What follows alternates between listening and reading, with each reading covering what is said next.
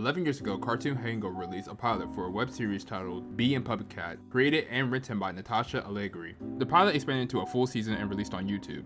Following the web series' success, it had a new show on Netflix. I wanted to go back before both series and analyze the pilot to see what works, but specifically with the protagonist. In the first few seconds of the show, we get introduced to our main character, Bee, who is described to have more of an impulsive and energetic personality.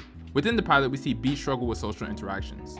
In the beginning, we see Bee walking home from being fired from what is this, a maid cafe? Anyways, she explains that she was fired today, and was the first line spoken in the pilot. This is smart. This is smart because it establishes Bee's main conflict in the pilot within just a few simple words. It's short, it's understandable, and it instantly engages the audience to the story. Then it wastes no time, 30 seconds within the pilot, we get introduced to our other character, Puppycat, that fell from a portal from the sky. We don't know where it's from, we don't know where the portal is from, we don't know where it is from. All we know that it's unnatural. And essentially, that's all we need to know about Puppycat. Following this, we get a transition to an apartment, which is really cool. I love this transition right here. Like, it seems so seamless, but it helps plot the story from one place to another. When we get to Bee's apartment, we start to get a scene where Bee meets her friend, Deckard. In the start, we see Bee moping around how she's fired, which establishes that this person's life is very unfortunate right now, which this scene points out well with the use of the umbrella, where we see it randomly ejecting towards Bee, while also foreshadowing how it also hit Deckard. Later, Bee's moping was interrupted by a door knock.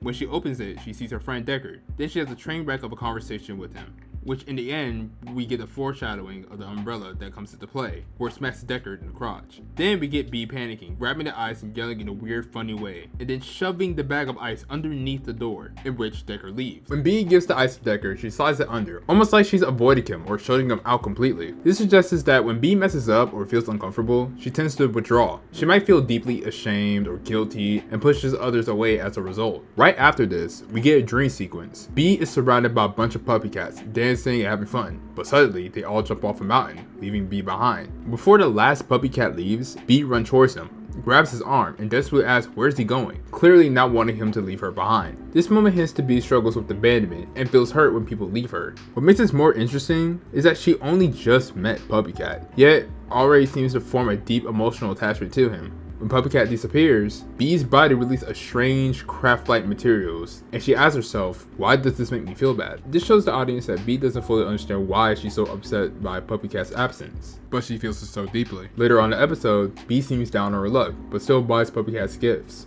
This shows her genuine appreciation for him.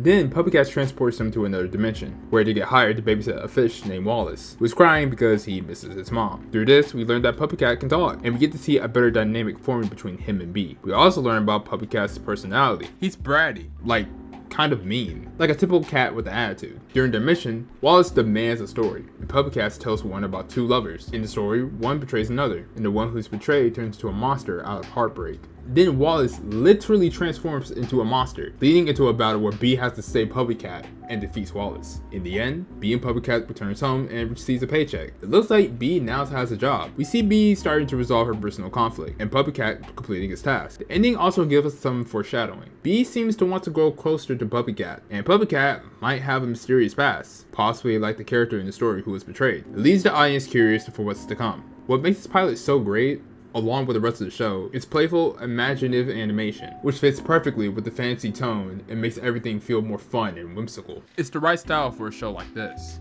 which establishes a good enough character with a good enough motive to allow a drive into this fantasy world that the show wants to be. It has excellent setup.